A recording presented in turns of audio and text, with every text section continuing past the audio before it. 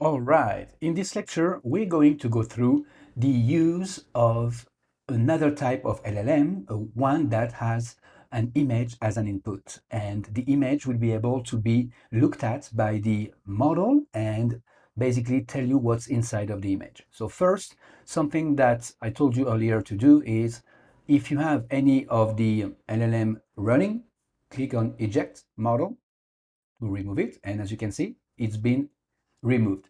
That removes it from memory, which frees up the space to use a different model. So again, here you cannot use this AI chat because it's not a chat. So another way to use it would be to go to My Models and select one of your models here. So as you can see, we have a few here that says Vision, and we need to select a specific preset. So let's just select a preset. And since this one is Obsidian, we're going to go with the Obsidian Vision. There we go. And now let's use it.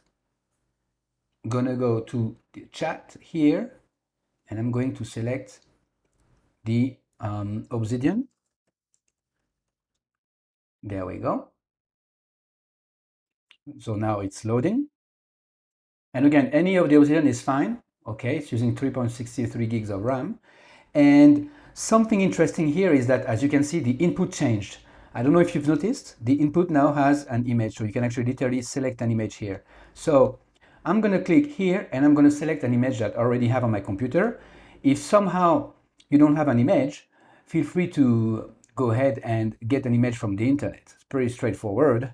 Actually, just for the sake of doing it with you, let's go ahead and do that. I'm going to just go to any web browser